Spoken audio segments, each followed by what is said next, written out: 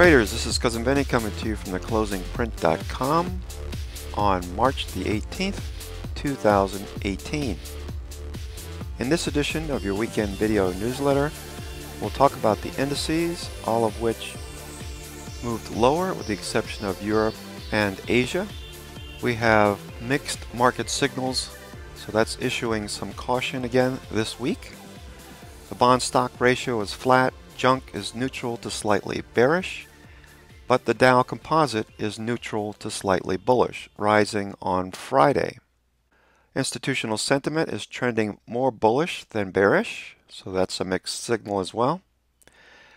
We have NYMO and NAMO in a cycle, flattening out at its apex, with the FANG stocks all red last week except for NVIDIA, up 2%.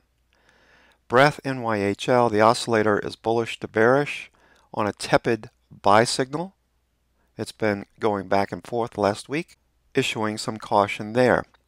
The high-low percent is at 61.25. That's up 7% on the week. That's a good thing and bullish, with the NYAD also bullish with higher lows and higher highs. CPC is rising towards the green zone. It's in a bullish zone right now.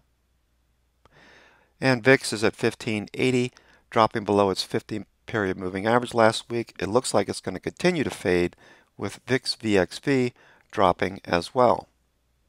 US dollar is still in the range, being rejected at the 50-period moving average, which is descending over the last 3 weeks. It keeps finding resistance at that 50-period moving average. The yen bounced.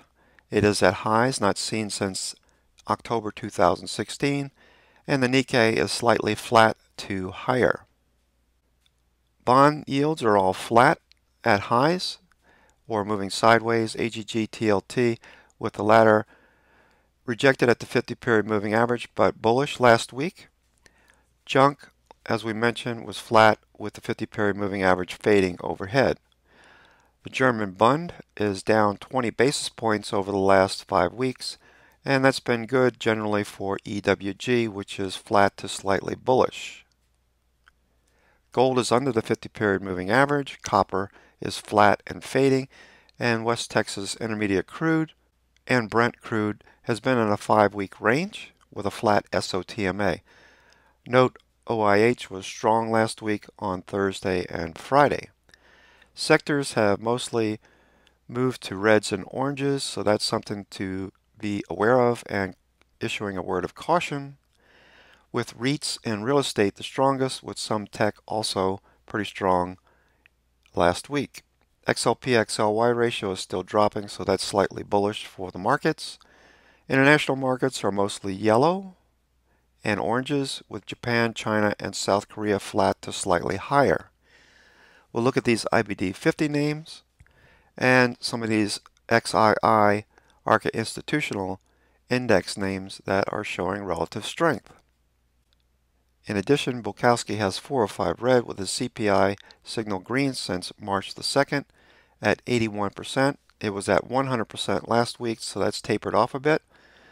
And bullish with 8 bearish patterns, 34 bullish patterns, and 410 patterns waiting for breakout. It's that latter number that we're watching.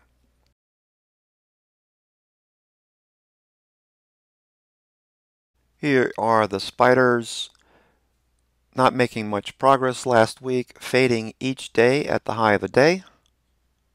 Monday through Thursday. Friday we faded towards the middle of the day and sat just above 274 and the 382 Fibonacci level, in addition to this volume by price. We have RSI above 50, trying to stay above that level, with stochastic near the green zone, MACD flat, and tick cumulative showing institutional sentiment is slightly higher with a trend moving to the upside.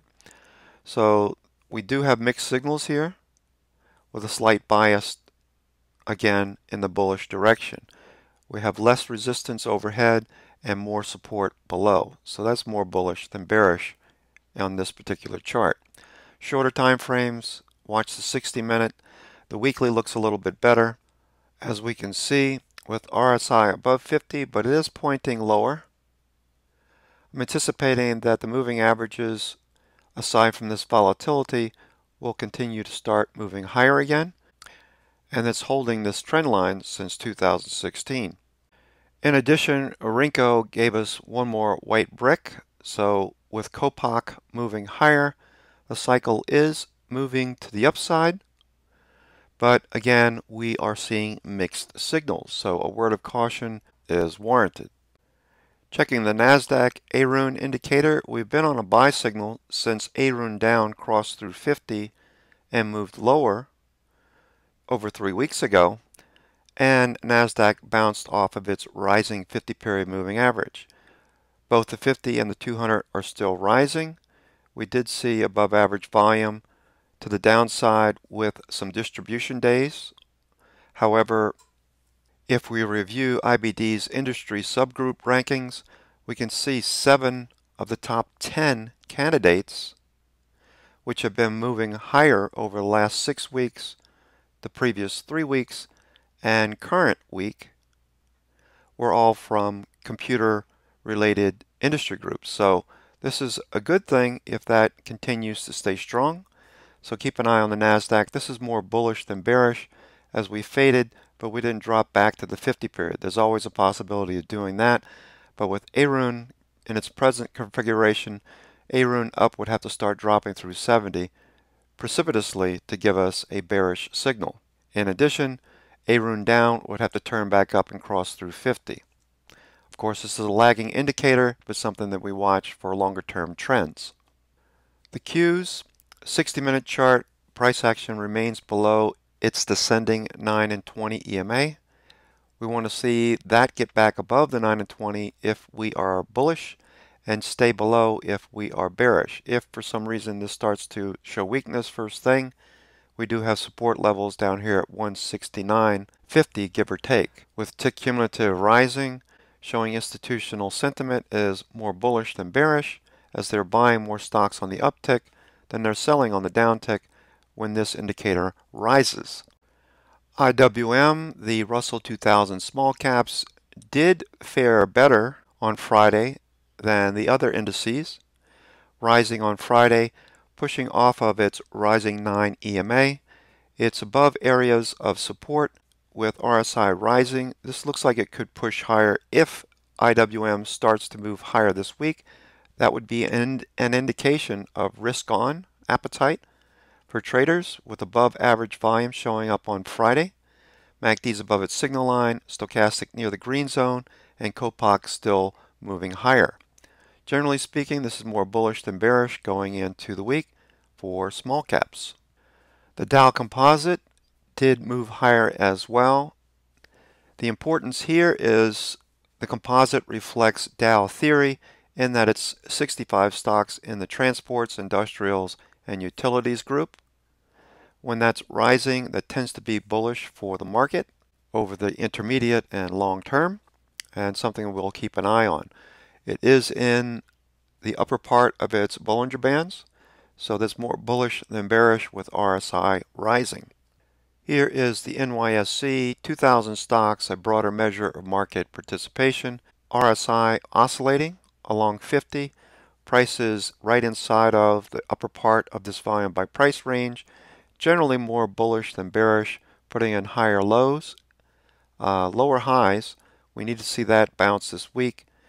More than likely we'll see that with the high-low percent rising. Generally when this indicator is moving higher, it means new highs are outnumbering new lows. And presently this shows an underlying bullish trend.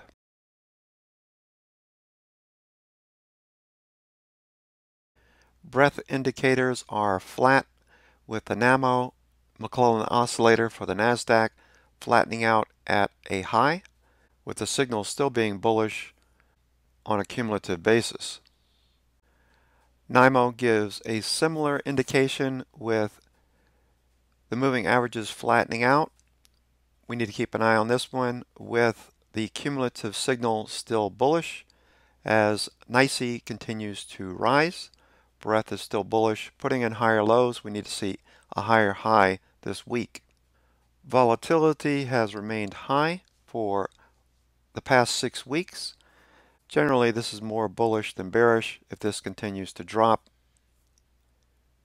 in the short term. VIX VXV front month to the 3-month futures continues to drop. This is more bullish than bearish over the short to intermediate term as this gets back into the normal range.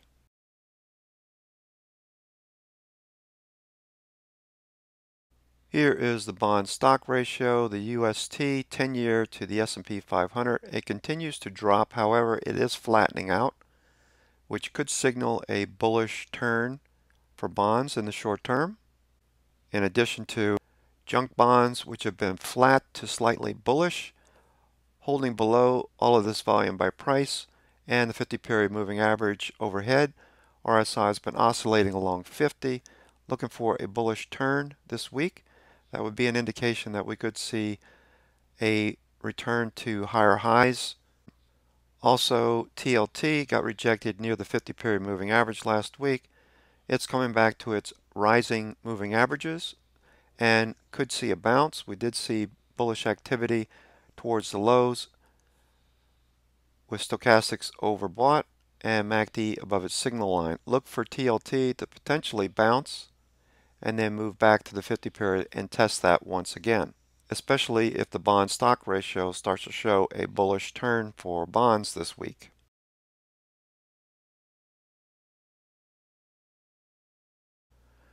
The British pound US dollar pair continues to move higher. You would think that that would have a detrimental effect on the LSE, the London Stock Exchange, but that's not the case at the present time, as the LSE continues to strengthen, moving off of its 200-period moving average. That said, if we do see further strengthening in the British pound, anticipate that this double top could hold prices back in the short term.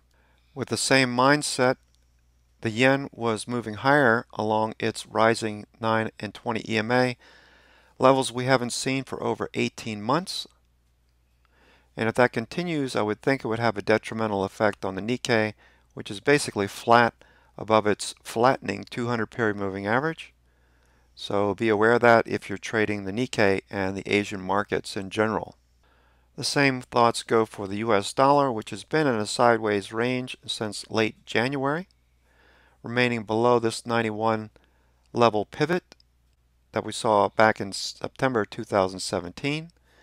We have a descending pattern, overhead trend line, the moving averages, the 50 period continues to reject prices over the last 3 weeks, and the 50 and 200 period continue to drop. RSI is moving sideways, lending to a continuation of this sideways range. And of course, with the dollar moving sideways, we have no trend in copper and commodities in general. As we can see, copper is flat to slightly lower. Same thing with gold, below all of its moving averages, a major volume by price resistance level.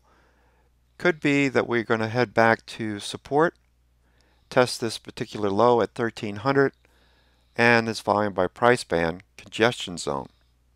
RSI continues to drop, furthering our bearish thoughts on gold in the short term. The crude weekly chart, however, has been showing some resilience with the flat SOTMA starting to turn up in this sideways range for 6 weeks, thinking that this could continue higher or grind out this sideways pattern in the short term. We also saw some strength in the OIH towards the end of the day on Thursday, as you can see with this wick, and a follow-through on Friday. We're at the flat 200-period moving average. Upper Bollinger Band would be our short-term target. If we see further strength in the Vectors Oil Services ETF, watch for RSI to follow through 50. We'll do the same going into this week.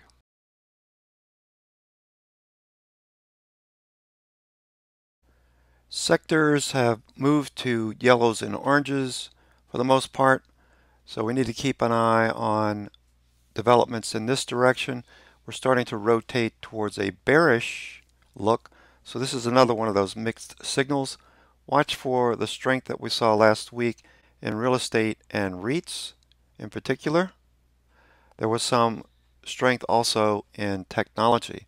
In addition, we have international markets showing yellows and oranges more predominantly now, with strength in the Asian and European markets, as we pointed out. So if we focus on the real estate sector, we can see this trend continues to push higher. Bullish breakout of this flag on Friday. More than likely we're going to come up and test the 7850 zone with RSI rising, volume increasing. Look for a follow through this week in some of your favorite REITs. IYT was fairly strong as well, moving above this volume by price band. Look for strength in airlines, truckers, and shippers, along with your rails. As price action remains above the rising 9 and 20, gets above the 50 period, this could lead to higher highs in this sector. XPI, look for a bounce in biotech as we're sitting right above the 20 period moving average. XLE showed some strength sitting on top of its 200 period moving average, gets above this volume by price band again. We could be headed off of this 6-week consolidation as RSI continues to point in a bullish direction. We'd like to see XLF push off of the 20 period moving average this week. RSI is above 50. Generally this is just flat. It was weak on Tuesday and Wednesday, trying to flatten out on Thursday and Friday. Industrials also showing some strength on Friday. Thursday low, pushed higher on Friday, looking for RSI to rise and for the industrials to pick up like Caterpillar, Deere, Boeing, 3M, etc. While the technology sector XLK continues to show the most strength, rising moving averages, price above, RSI above 50, and volume by price leading to higher prices if we can stay above these levels. XLP has been weak. Look for further downside in this sector, consumer staples, with XLU showing a bullish trend developing. Looking for higher prices with the 200 period moving average overhead, short-term target. RSI is rising. We're looking for a bounce in the healthcare sector as well, XLV. Look for that to push higher this week. RSI is above 50. And finally, consumer discretionary, which we want to see moving higher. In a bullish market, consumer discretionary tends to outperform, so this would be another sector we'd like to see bounce this week and take out this high at 107. Once again, REITs, transports, and technology are the strongest sectors this week.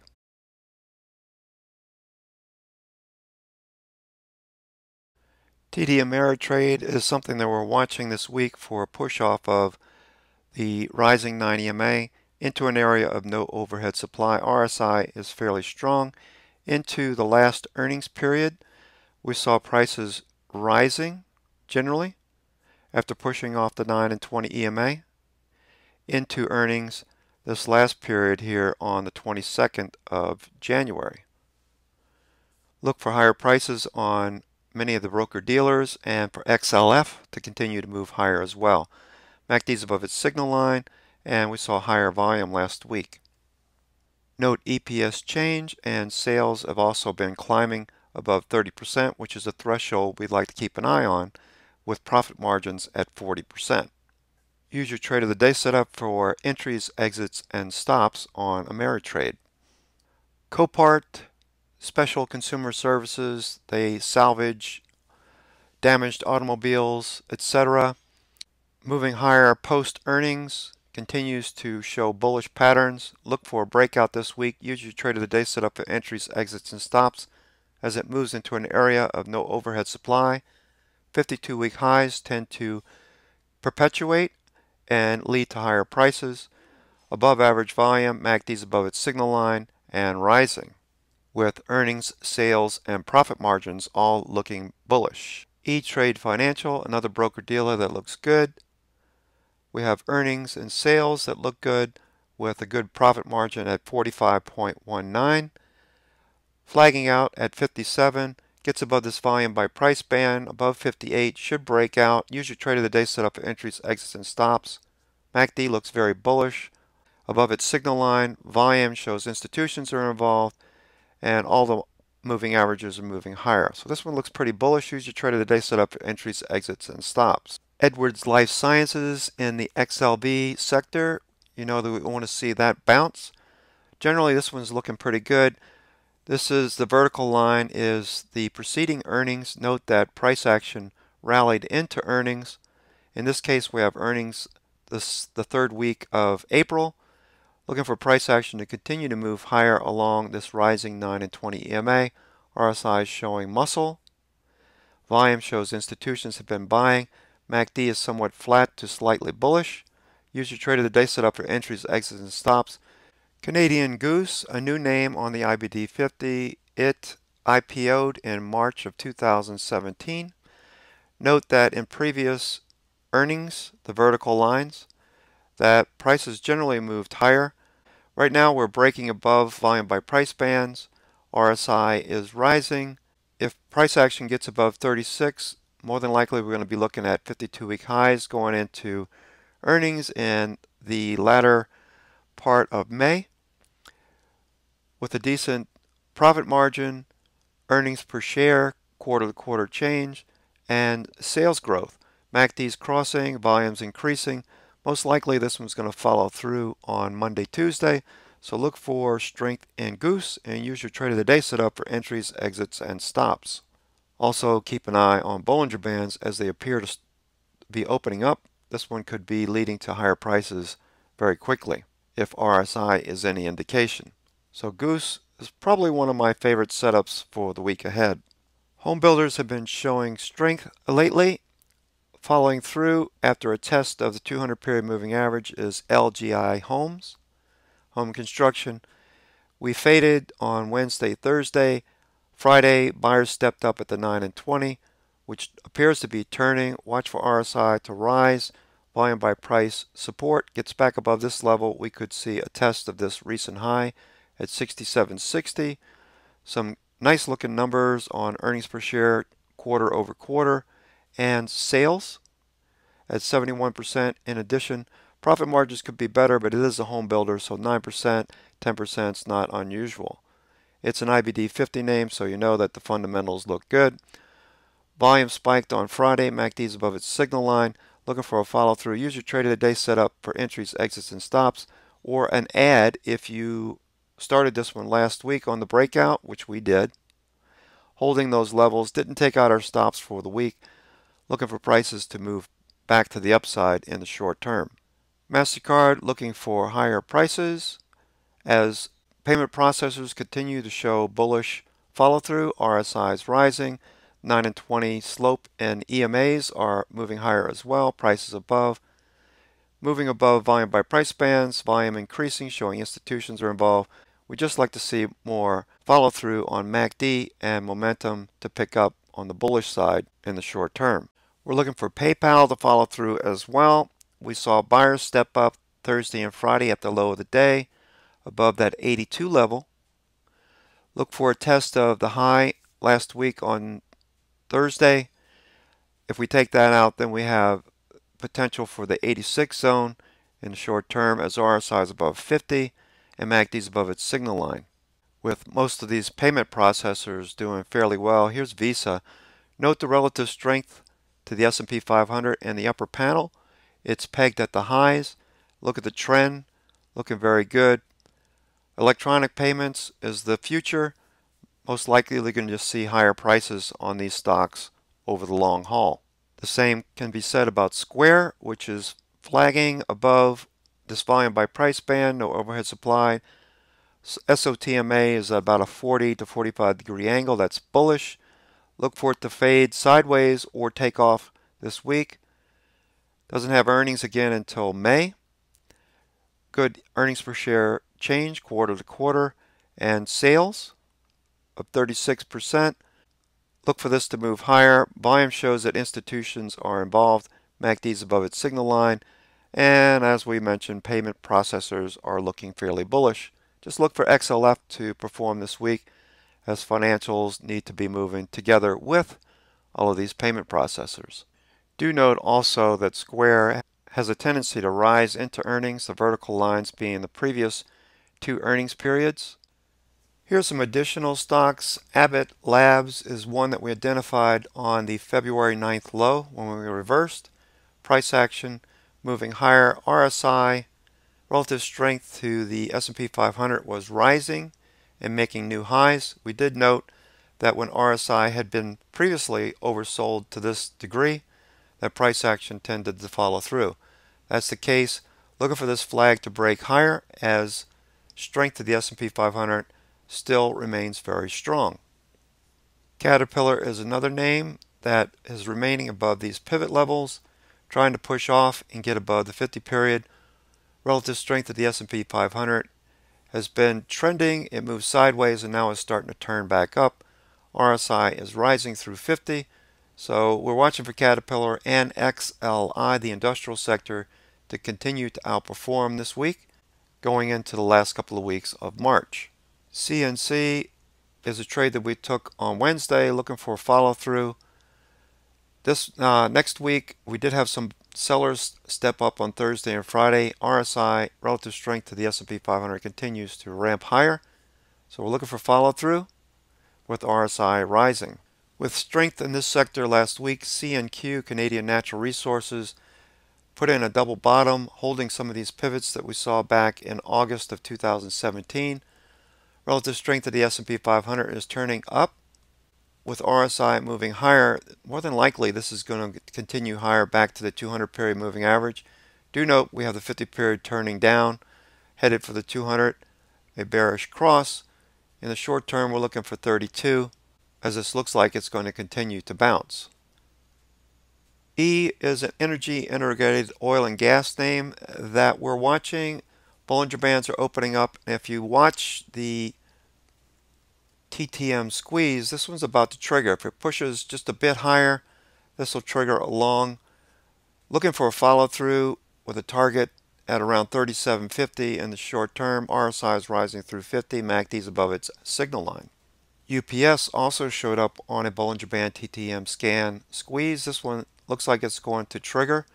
Note the volume is increasing. This is probably headed for 114, 115 in the short term. MACD is above its signal line and rising with RSI moving through 50. Keep in mind, FedEx reports this week. Visa also, Bollinger Band TTM squeeze, takes out these levels here. That could trigger along and a takeout of this 126.66 zone. I think it's just a matter of time. The trend is up. More than likely, Visa will break higher in the short term. Volume is starting to increase on Friday. Walmart is the final stock that we'll look at this weekend. We do have relative strength of the S&P 500 turning as price action consolidates along the 200 period moving average. Still not out of the woods on Walmart, but it's looking a lot better. We had something of a doji on Thursday with a follow-through on Friday. Looking for higher prices. RSI is rising off of oversold. Last couple of times we've seen that, price action rose in the short term. Okay, traders, that's going to do it for me for the weekend. This is Cousin Vinny coming to you from theclosingprint.com. We'll be sending out a watch list around 9 o'clock, 9:30 tonight. Look for that in your inbox. Also, will be posted in the watch list channel in the trading room. We'll send out some stocks that we're thinking about trading more than likely prior to the opening bell on Monday. We'll see you around 9:20 a.m. sharp. Take care. I hope this helps, and we'll talk to you soon.